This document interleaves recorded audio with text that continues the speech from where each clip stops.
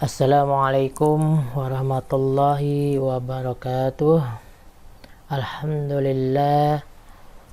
Alhamdulillahilladzi arsala rasulahu bil huda wa dinil haq liyudhhirahu ala dinihi kulli wa kafa billahi syahida. Asyhadu an la ilaha illallah wa la syarikalah wa asyhadu anna Muhammadan abduhu wa rasuluh. Allahumma shalli wa sallim ala Rasulillah wa ala alihi wa sahbihi wa man wala, amma ba'd. Rabbi shrah li sadri wa yassir li amri wa hlul 'uqdatam min lisani yafqahu qawli.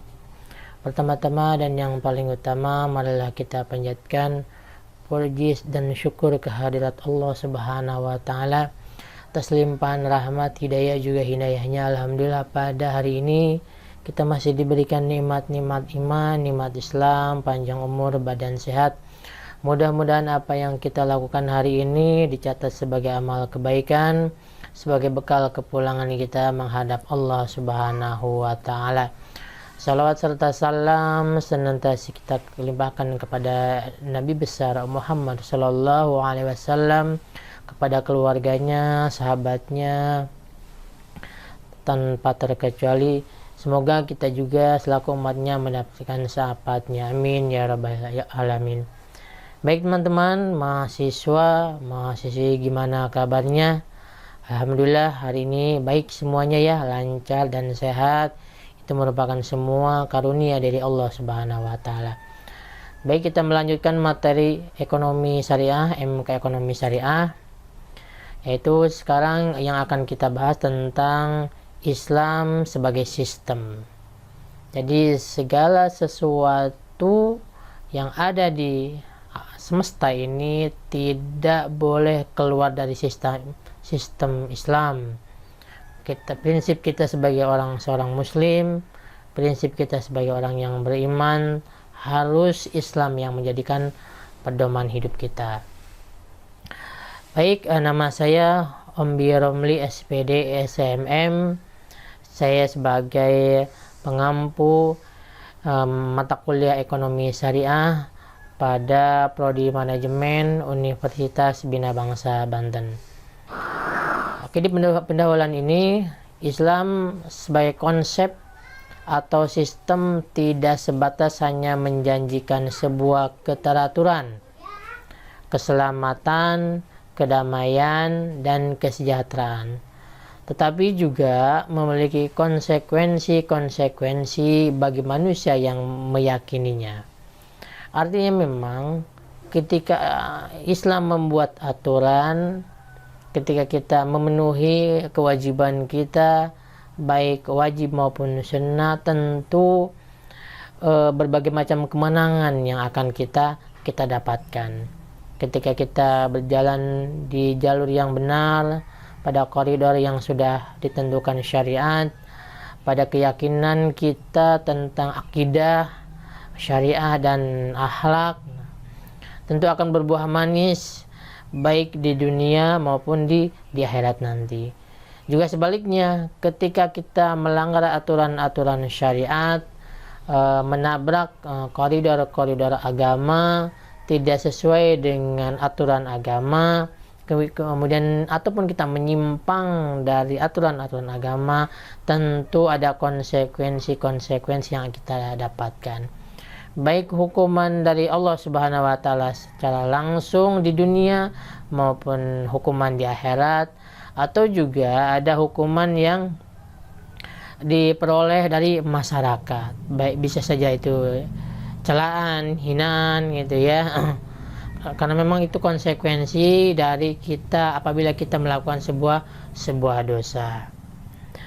Tanpa kita sadari mungkin ketika kita melakukan kesalahan, kemudian langsung hari itu juga kita mendapat konsekuensinya tanpa kita sadari.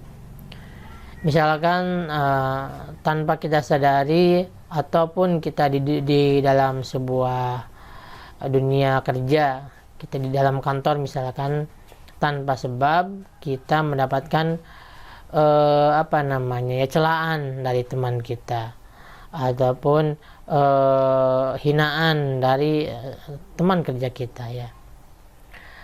Ini bisa saja merupakan sebuah hukuman ya, tanpa kita sadari kita di jalan tadi melakukan sebuah dosa, misalkan dosa pandangan, dosa pendengaran, atau dosa melalui lisan kita, atau dosa melalui tangan kita dengan menulis, share informasi-informasi yang tidak baik, bisa membuat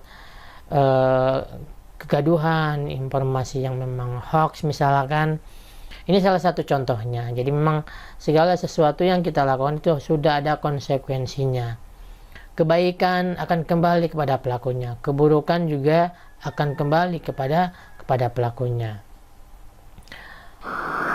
Kemudian Islam sebagai konsep hidup dan kehidupan, ya. Jadi semua itu tidak boleh keluar dari aturan Islam, baik sistem kepemimpinan, sistem ekonomi, sistem pemerintahan, sistem kemasyarakatan. Ini semua ini harus berdasarkan koridor, harus berdasarkan ketentuan-ketentuan syariat. Tentunya ini merupakan kasih sayang Allah Subhanahu wa taala kepada kita agar kita selamat di dunia dan selamat di akhirat.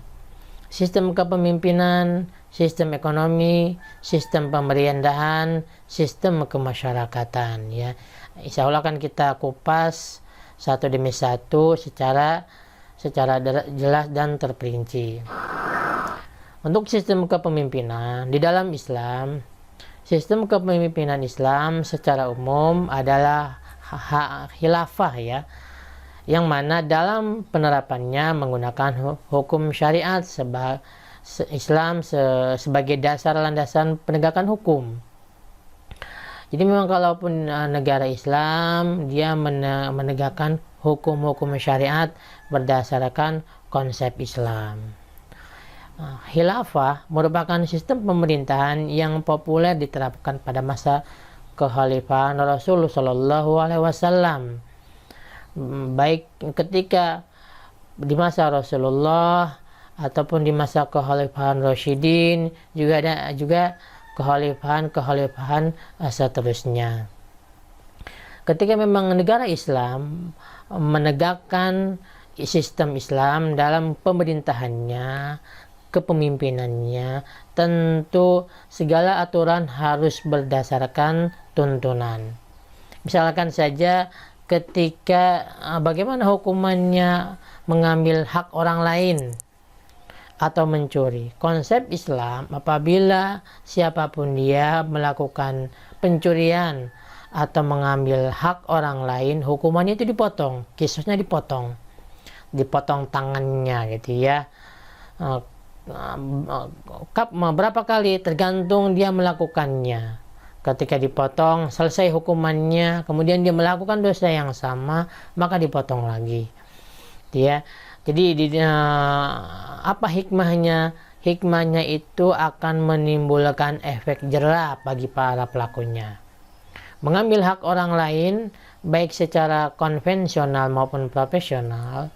Mengambil hak orang lain secara konvensional itu masih manual, misalkan ya, mencuri, merampok, ataupun begal misalkan, mencopet misalkan. Pada dasarnya mereka mengambil hak orang lain dengan cara-cara tradisional. Atau mengambil hak orang lain secara profesional, misalkan penggelapan dana, misalkan korupsi, gitu ya. Korupsi dengan kepintarannya, dengan pengalamannya, dia mampu merubah kwitansi, merubah nota, sehingga apa yang dilaporkan tidak sesuai dengan kenyataannya. Bagi pelakunya, efeknya bagi masyarakat ketika segala sesuatu dilakukan kecurangan akibat mengambil hak orang lain, misalkan proyek pembuatan jalan misalkan sudah dianggarkan itu 100 juta, ternyata ada pihak-pihak yang nakal mengurangi bahan-bahan bangunannya, misalkan besinya direnggangkan atau kualitas semennya dikurangi, gitu ya. Tujuannya supaya keuntungan jauh lebih banyak, artinya lebih fokus kepada kepentingan pribadi. Apa dampaknya? Tentu jalan akan cepat rusak.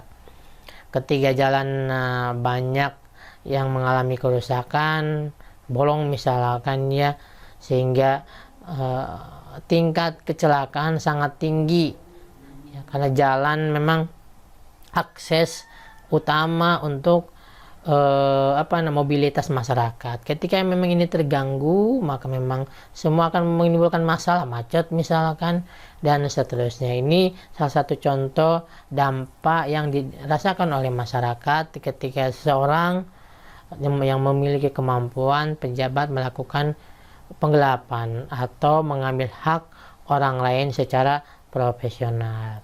Semua itu mengambil hak orang lain secara profesional maupun secara manual, tetap hukumannya adalah dipotong anggota tubuhnya berdasarkan syariat Islam.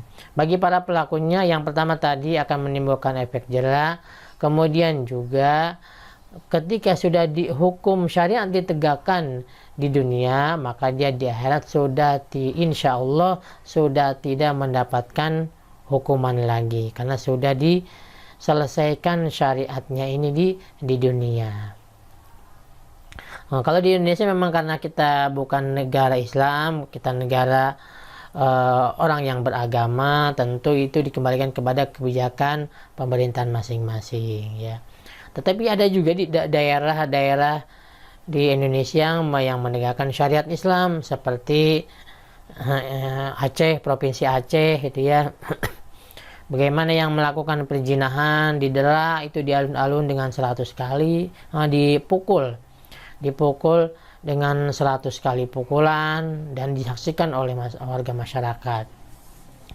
Nah, ketika memang pelakunya sudah mendapatkan hukuman seperti itu, seperti berzina ini apabila dia tidak memiliki suami atau istri melakukan perzinahan, maka hukumannya dipukul ya, didera dengan 100 kali, disaksikan oleh masyarakat. Dan apabila melakukan perzinahannya itu sudah memiliki suami atau istri, perselingkuhan maksudnya ya, maka ini dirajam itu dia diletakkan di tengah-tengah lapangan, kemudian dilempari oleh batu oleh warga masyarakat sampai meninggal. Ini merupakan hukuman syariat Islam. Pelakunya apabila sudah mendapatkan itu, maka sudah tidak mendapatkan hukuman lagi di akhirat, insya Allah. Nah, sistem kepemimpinan di dalam Islam itu sudah dimulai di zaman Rasul Shallallahu Alaihi Wasallam. Rasul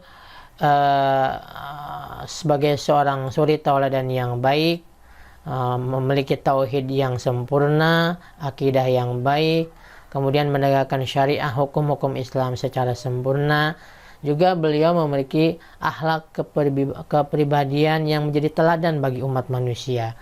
Tidak hanya umat muslim, sebetulnya non-muslim pun kalau mau jujur sebetulnya dia tertarik pada akhlak yang mulia Rasul Shallallahu Alaihi Wasallam.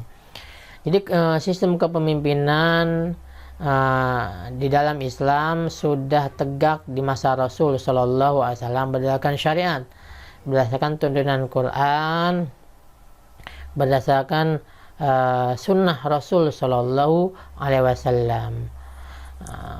Allah Subhanahu Wa Taala berfirman di dalam Al-Quran, Ya ayyuhalladzina amanu ati Allaha wa ati Rasulah wa ulil amri minkum. Fa in tanaza'tum fi syai'in faradu ila Allahi wa Rasul in kuntum mu'minuna billahi wal yaumil akhir dzalika khairum wa ahsanu ta'wila. Kata Allah Subhanahu wa taala, hai orang-orang yang beriman, taati Allah, taati Rasul sallallahu alaihi wasallam. Artinya segala sesuatu yang kita lakukan harus berdasarkan konsep Quran. Termasuk kepemimpinan pemerintahan harus berdasarkan konsep Quran. Kemudian bagaimana segala sesuatu di Quran itu belum ada, tentu kita melihat kepada dalil hadis Rasul Shallallahu Alaihi Wasallam. Di Quran itu sebetulnya misalkan perintah dirikan sholat. Untuk bagaimana sholatnya, rukunnya, sunnahnya, urutannya. Nah, ini yang menjabarkan, yang menjelaskan secara lengkap adalah sunnah Rasul Shallallahu Alaihi Wasallam, hadis Rasul Shallallahu Alaihi Wasallam.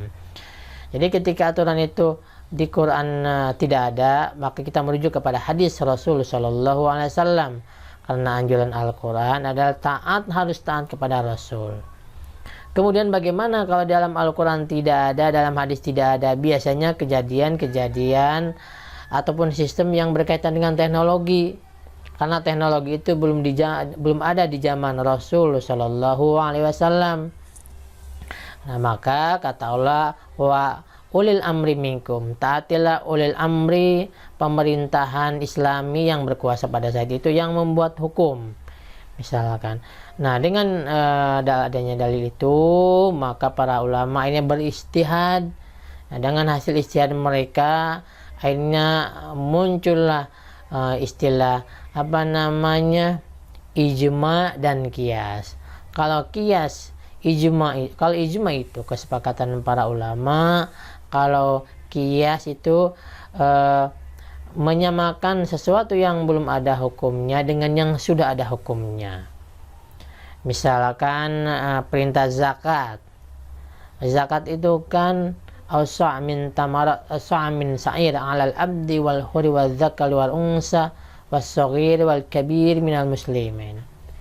Dalam hadis Rasul Shallallahu Alaihi Wasallam, zakat itu satu sok kurma atau satu sok gandum. Nah, ini dikiaskan di masing-masing daerah, masing-masing ada mengkiasan ini. Artinya para ulama sepakat bahwa yang zakat itu adalah berdasarkan bahan pokok yang dibutuhkan oleh daerah masing-masing. Ya. Kenapa di Rasul itu menyebutkan kurma dan gandum? Karena pada saat itu kebutuhan pokok masyarakat adalah kurma dan gandum. Nah, maka ini dikiaskan, berarti kalau di Indonesia zakat fitrah khususnya itu adalah dengan beras. Kemudian juga untuk satu sos, para ulama sepakat sudah dihitung takarannya, yaitu volumenya berbentuk bisa ke liter, bisa ke kilo. Ini dengan kesepakatan para ulama. Nah, kalau seperti itu kias ya, dan masih banyak lagi contoh yang lainnya. Kemudian untuk contoh kias yang kedua, misalkan homer. Tidak ada dalil yang menyebabkan ganja, sabu-sabu itu haram. Nah, ini dikiaskan segala sesuatu yang menimbulkan mabuk, ya, yang berbahaya, maka hukumnya menjadi haram. Segala sesuatu yang baik itu boleh, segala sesuatu yang buruk itu dilarang, gitu ya. Nah, kemudian kalaupun ijma itu kesepakatan para ulama dalam menerapkan sebuah hukum. Misalkan bagaimana hukumnya naik motor, misalkan ya. Bagaimana hukumnya jual beli online. Nah, itu para ulama yang membuat hukum boleh atau tidak, gitu ya. Jadi memang banyak daerah-daerah yang sudah menggunakan sistem kepemimpinannya menggunakan sistem Islam, termasuk menggunakan konsep ekonominya juga sudah banyak menggunakan konsep ekonomi Islam atau ekonomi syariah.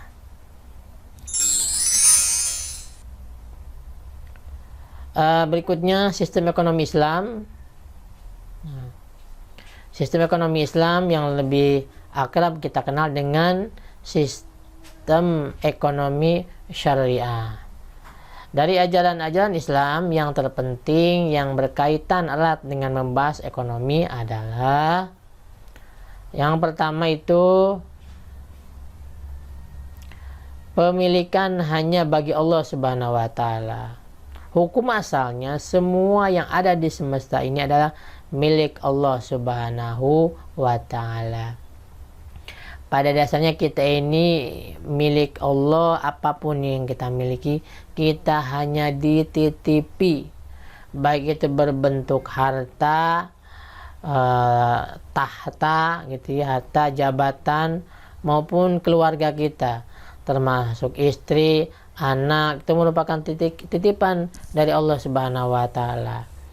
Ketika datang, mereka harus kita sambut dengan baik.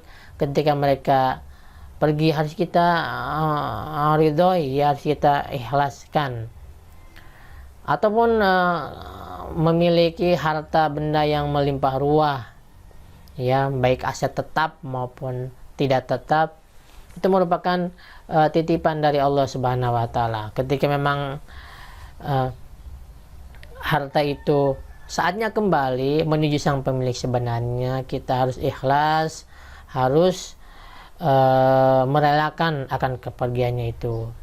Makanya konsep tukang parkir itu sangat bagus ya, sangat bagus. Ketika memang banyak mobil, banyak motor, dia jaga baik-baik, kemudian dia perhatikan baik-baik, dan dia tidak bisa sombong. Dia tidak sombong tukang parkir itu, walaupun banyak mobil yang parkir, banyak motor yang parkir. Begitupun ketika memang sang pemilik mengambil satu persatu kendaraan tersebut sampai bersih lapangan itu, dia sama sekali tidak sedih, dia sama sekali tidak merasa kehilangan. Kenapa? Dia hanya dititipi, dan orang yang dititipi itu harus betul-betul menjaganya. Ya, kembali kepada konsep tukang parkir.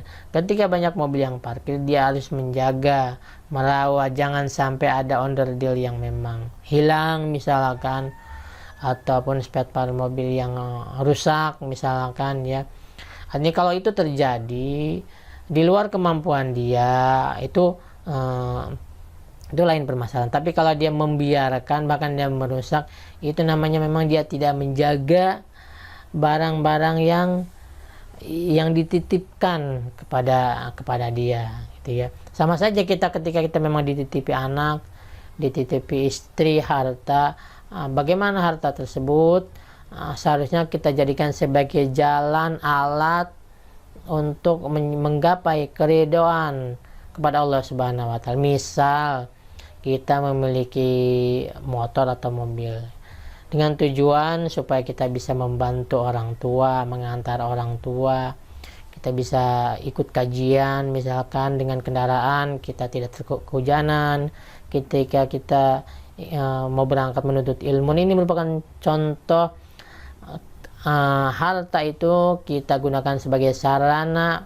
menuju Allah Subhanahu wa taala. Ataupun rumah, misalkan rumah, niat kita memiliki rumah tempat berlindung supaya ibadah kita nyaman, supaya keluarga kita terlindungi, supaya orang tua kita juga nyaman. Ini tujuan akhirat yang menggunakan fasilitas dunia. Harusnya seperti itu sebetulnya, harus seperti itu. Jadi dunia ini hanya digunakan sebagai sebagian alat, sarana, bukan tujuan. Dengan kepemilikan harta yang kita gunakan di jalan Allah guna mencapai keridhaan Allah Subhanahu wa taala, insya Allah semua itu akan berbuah manis, surga Allah Subhanahu wa taala dan keridhaan dari Allah Subhanahu wa taala. Yang kedua, benda-benda adalah makhluk Allah Subhanahu wa taala. Matahari adalah makhluk, misalkan bangsa jin juga makhluk, iblis juga makhluk Allah, manusia makhluk Allah, hewan juga makhluk Allah. Nah, dengan mengetahui semua benda-benda adalah milik Allah Subhanahu wa taala, maka kita akan menerapkan konsep Islam bagaimana kita berhubungan dengan makhluk tersebut. Misalkan adab kita kepada hewan, kemudian juga bagaimana kita harus menjaga diri dari godaan syaitan, bangsa jin gitu ya. Bagaimana supaya kita tidak terpengaruh kejahatan-kejahatan bangsa jin. Nah, dengan itu kita akan berlindung kepada Allah Subhanahu wa taala, sesuatu yang harus kita lakukan baik di kala pagi maupun petang. Tidak hanya sebatas itu, sebetulnya neraka pun termasuk makhluk Allah itu ya. Dari yang makhluk hidup, dari yang terbesar sampai yang terkecil adalah makhluk Allah Subhanahu wa taala. Ada makhluk-makhluk yang harus dibunuh, misalkan tikus gitu ya, ataupun ular, kemudian juga anjing hutan yang membahayakan, hewan-hewan yang membahayakan, kalaupun akan berbahaya, mengancam nyawa manusia, maka itu boleh dibunuh. Tetapi memang tidak mesti langsung membunuh, tapi dilakukan dengan cara-cara yang misalkan dibius, dikerangkeng. Apabila itu tidak bisa dalam keadaan darurat dan itu mengancam nyawa kita, maka itu harus kita lakukan, ya. Artinya demi menyelamatkan nyawa manusia, maka hewan tersebut harus dibunuh. Baik, semua makhluk hidup, ya, semua makhluk hidup yang diberikan kemudahan untuk memanfaatkan dari alam ini. Sumber daya alam yang melimpah ruah yang ada di Indonesia ini adalah Allah beri kepada kita untuk dipergunakan dengan sebaik-baiknya, untuk kesejahteraan rakyat, untuk kemakmuran rakyat, asal ya tidak berlebihan mempergunakannya dan tidak merusak alam, ya. Sekarang kan sedang booming yang namanya green economy. Jadi membangun ekonomi, membangun teknologi tidak mesti merusak alam, tidak mesti menimbulkan pencemaran. Kalau bisa limbah-limbah industri itu bagaimana bisa dimanfaatkan kembali atau didaur ulang, dan itu bisa bermanfaat bagi manusia. Misalkan saja sekarang itu sudah banyak gas yang digunakan oleh ibu-ibu di pedesaan itu bersumber dari kotoran hewan maupun kotoran manusia. Ini kan limbah makhluk hidup. Ketika memang kita gunakan, ketika kita memang melakukan observasi penelitian, ya, maka limbah manusia itu bisa dimanfaatkan kembali sebagai gas yang bisa membantu proses memasak ibu-ibu di rumah masing-masing. Nah, dengan konsep ini juga insya Allah akan menghemat biaya, kemudian juga membantu pemerintah gitu ya, dalam program subsidi gas. Jadi memang kalau masyarakat mampu memanfaatkan limbah-limbah rumah tangga, tentu ini akan sangat jauh lebih bermanfaat, tidak merusak alam, kemudian juga bisa didaur ulang dan tidak akan menimbulkan pencemaran lingkungan. Dan semua itu menjadi mudah sebetulnya, ya. Allah mudahkan semua urusan manusia. Karena kata Rasul sallallahu alaihi wasallam itu, yashiru wala tu'ashiru wa basyiru wala tunafiru. Siapa orang, mudahkanlah, jangan kalian persulit, gitu ya. Kemudian berilah mereka kabar gembira, jangan membuat mereka takut. Ternyata memberi kemudahan kepada sesama kita, mempermudah saudara-saudara kita, ini menjadi penyebab kita diberikan kemudahan oleh Allah Subhanahu wa taala. Siapa yang membantu saudaranya, maka Allah akan membantu kita, ya. Jadi segala sesuatu yang kita lakukan, baik yang buruk maupun yang baik, itu akan berdampak kepada pelakunya. Berikutnya, pemilikan manusia atas benda-benda hanya kiasan. Artinya memang hanya perumpamaan saja. Maka dari itu, kepemilikan yang kita sedang lakukan saat ini, pada dasarnya itu akan kembali kepada Allah Subhanahu wa taala. Yang kelima, sistem ekonomi Islam, semua benda hendaklah dipergunakan menurut yang diridhoi oleh Allah Subhanahu wa taala. Ya. Seperti yang dijelaskan tadi, jadikanlah harta ini sebagai sarana menuju keridhaan Allah Subhanahu wa taala. Memiliki motor digunakan untuk ke masjid, itu salah satu contohnya. Kemudian memiliki PC atau laptop untuk belajar, untuk menuntut ilmu, itu salah satu contohnya, ya. Dan itu sarana ya untuk mendapatkan keridhaan dari Allah Subhanahu wa taala. Nah, dunia yang keenam, dunia sebagai alat untuk mencapai tujuan akhirat, gitu ya. Nah, kalau tadi kepemimpinan, ekonomi sudah, sekarang adalah sistem pemerintahan.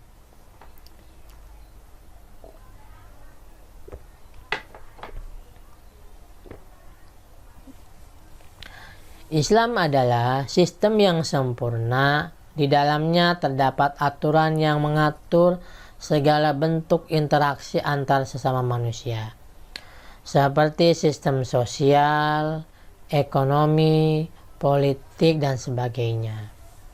Aturan-aturan semacam ini meniscayakan adanya negara yang akan melaksanakan dan menerapkan aturan-aturan tersebut kepada manusia. Islam telah menetapkan sistem yang khas bagi pemerintahannya. Pemerintahan berdasarkan syariat Islam, gitu ya. Nah, kalau pemimpinnya itu muslim, kepemimpinnya menerapkan konsep Islam, maka sistem yang dibuatnya pun tidak jauh-jauh dari syariat Islam. Biasanya seperti itu. Ketika pemimpinnya seorang muslim, dia ahli ilmu, dia seorang ulama, maka sistem pemerintahannya pun dia tidak jauh-jauh dari konsep Islam. Islam juga telah menetapkan sistem yang khas untuk mengolah pemerintahannya. Jadi pemerintahan di dalam Islam itu dia memilih orang-orang yang pantas menjadi pemimpin. Biasanya ditunjuk sebagai pemimpin berdasarkan kesolehannya, iman dan takwanya, ahli ilmu dia, akhlak yang baik, dia ditunjuk dia sebagai pemimpin. Di samping itu, Islam menuntut seluruh hukum syariat atau Islam kepada rakyatnya. Jadi kalau sebuah pemerintahan menggunakan sistem Islam, maka masyarakatnya pun diwajibkan mentaati aturan-aturan Allah dan aturan-aturan Rasul Sallallahu Alaihi Wasallam. Negara Islam adalah negara yang bersifat politis. Islam bukan anti politik, Islam bukan anti demokrasi, tapi Islam menyesuaikan. Artinya sistem politiknya pun harus sesuai dengan konsep Islam. Tidak boleh melanggar ketentuan syariat. Negara Islam tidak bersifat sakral. Kepada negaranya tidak dianggap memiliki sifat-sifat orang suci, ya. Jadi memang konsep kepemimpinan Islam dia berprinsip dia selalu banyak dosa. Makanya di dalam seorang muslim yang baik itu harus merasa dirinya paling banyak dosanya. Agar setiap detik, setiap menit dia selalu beristighfar, mohon ampun kepada Allah Subhanahu wa taala, selalu ingat terhadap dosa-dosa yang dilakukan. Jadi bukan malah sebaliknya. Kalau merasa diri paling baik, merasa diri itu suci, tidak punya dosa, ini bahaya, ini akan bahaya. Artinya timbul sifat ujub, sombong, merendahkan orang lain, menolak kebenaran, gitu ya. Jadi seorang pemimpin yang baik menggunakan konsep Islam, dia selalu merasa kurang, selalu merasa diawasi, selalu merasa banyak dosa. Sehingga istighfar itu akan mudah lisannya mengucapkan itu.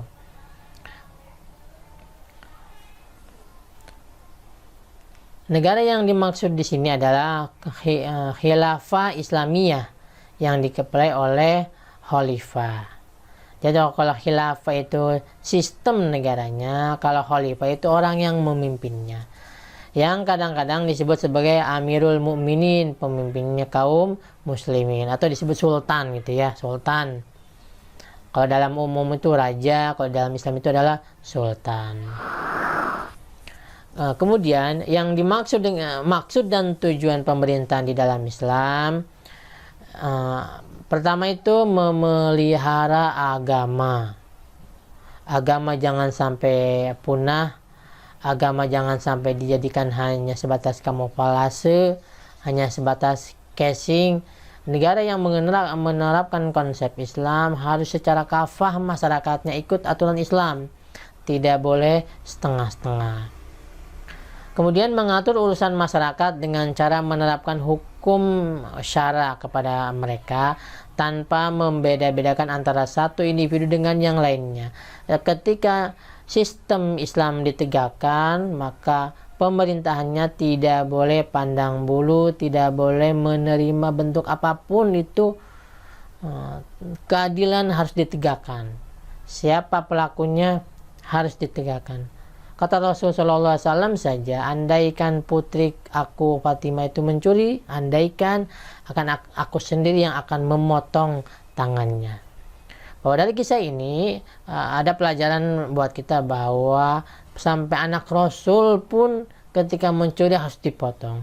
Artinya memang aturan betul-betul ditegakkan dari atas sampai bawah tanpa melihat status sosial ataupun harta kekayaannya. Kemudian menjaga negara dan umat dari orang-orang yang merongrong negara. Ketika memang ada orang yang melakukan kegaduhan, orang yang menyebar fitnah, hoax misalkan, ini harus hukum ditegakkan. Karena ini sangat berbahaya, baik berbahaya pada masyarakat maupun pada negara. Menyebarkan dakwah Islam kepada segenap manusia di luar wilayah Islam. Nah, ketika sistem Islam sudah ditegakkan, kepemimpinannya sudah baik, masyarakat di suatu wilayah itu sudah bagus Islamnya, nah baru keluar ke wilayah yang belum tersentuh oleh sistem Islam. Ini merupakan tugas seorang kepemimpinan di dalam Islam. Kemudian menghilangkan pertentangan dan perselisihan di antara anggota masyarakat, harus menjaga kerukunan, kedamaian gitu ya, dan mencegah konsep saling memecah belah, konsep saling menghina, menghujat, menggibah itu dilarang di dalam Islam. Bahkan kita dilarang untuk menghina, mengejek non-muslim sekalipun. Ya, begitu indahnya Islam, tidak hanya sebatas merangkul sesama muslim, tapi juga merangkul non-muslim. Artinya memang non-muslim itu dimuliakan di dalam Islam, dihormati, dihargai gitu ya. Dan kita boleh bermuamalah masalah dunia dengan non-muslim. Transaksi dagang misalkan, bekerja sama dalam ekonomi itu boleh hukumnya. Sampai sejauh itu Islam memperhatikan sistem ya di dalam masyarakat. Jadi tidak ada teroris di dalam Islam itu sebetulnya ya. Karena konsep Islam di dalam bermasyarakat harus mampu merangkul, mengayomi, membina, meluruskan gitu ya. Kemudian sistem kemasyarakatan. Pengaruh ajaran Islam dalam memperbaiki hubungan individu-individu dalam masyarakat. Kemudian konsepnya kita ini semua bersaudara di dalam Islam. Innamal mu'minuna ihwatun. Kata Allah Subhanahu wa taala, a'udzubillahi minasyaitonir rajim. Innamal mu'minuna ihwatun. Sesungguhnya kaum muslim itu bersaudara. Antara satu mukmin dengan mukmin yang lain, atau dia bersaudara. Sepanjang dia muslim, apapun sukunya, apapun bahasanya, dimanapun dia tinggalnya, dia itu adalah saudara kita. Akidahnya sama, Tuhannya Allah Subhanahu wa taala sama, Rasulnya sama, itu adalah saudara kita. Ini harus dipegang teguh. Nah, hikmahnya dari muslim itu bersaudara, hikmahnya kita akan selalu merasa senasib, bahu membahu, tidak saling menjelekkan, tidak saling menjatuhkan gitu ya. Kemudian juga di dalam Islam terhapusnya perasaan kesukuan. Dengan konsep kita bersaudara, apapun sukunya itu adalah saudara kita. Kemudian takwa kepada Allah Subhanahu wa taala adalah dasar kelebihan antara manusia. Di dalam Islam tidak mengenal tahta ataupun kasta. Yang paling baik, yang paling dekat di hadapan Allah adalah yang bertakwa. Dan takwa ini siapapun mampu melakukan hal itu, baik miskin maupun kaya, pejabat maupun jelata, itu mampu melakukan ketakwaan gitu ya. Di mata Allah yang takwa yang Allah lihat, bukan yang status sosialnya tinggi, yang hartanya banyak gitu ya.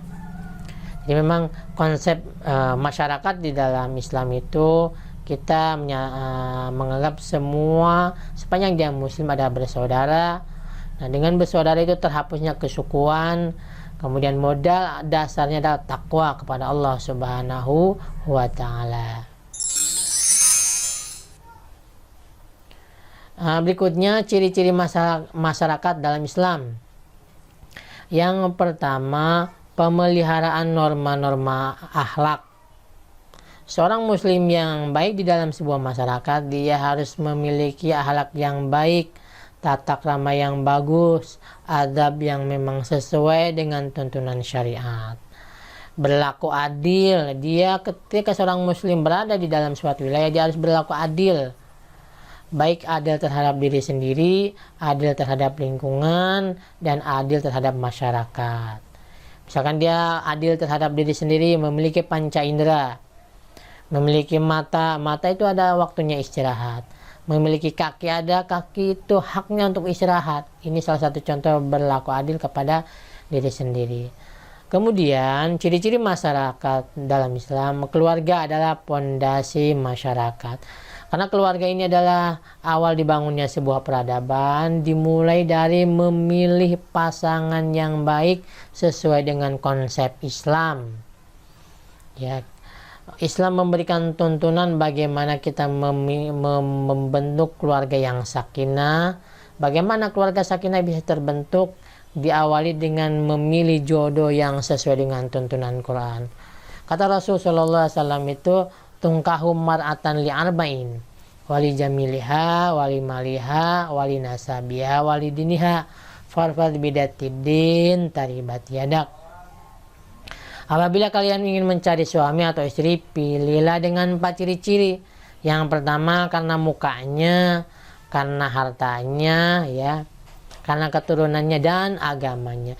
Dan apabila tidak menemukan muka yang ganteng, misalnya yang cantik, atau ya orang kaya, keturunan baik-baik, tapi yang kuat agama itu yang dipilih. Yang kuat agamanya, yang bagus akhlaknya, walaupun dia orang sederhana, itu yang harus dipilih. Maka kalian akan beruntung. Ketika memang memilih jodoh sudah sesuai dengan prinsip Islam, maka insya Allah akan terbentuk keluarga yang sakinah. Keluarga yang sakinah ini menjadi pondasi utama di dalam sebuah masyarakat. Baik harmoni antara konsep hidup dan kefitrahan manusia. Pada dasar fitrah manusia ini makhluk sosial, makhluk yang bergaul, makhluk ciptaan Allah Subhanahu wa Ta'ala, ya. Hukum asalnya segala sesuatu yang sifatnya dunia itu boleh sepanjang ada dalil yang melarangnya.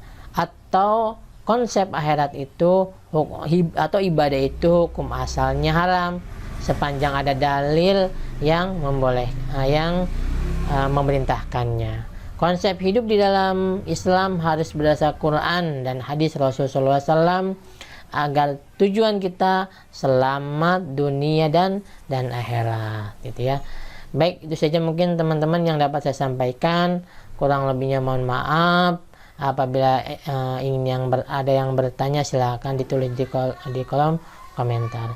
Subhanakallah wa bihamdik, asyhadu an la ilaha illa anta astaghfiruka wa atubu ilaik. Assalamualaikum warahmatullahi wabarakatuh.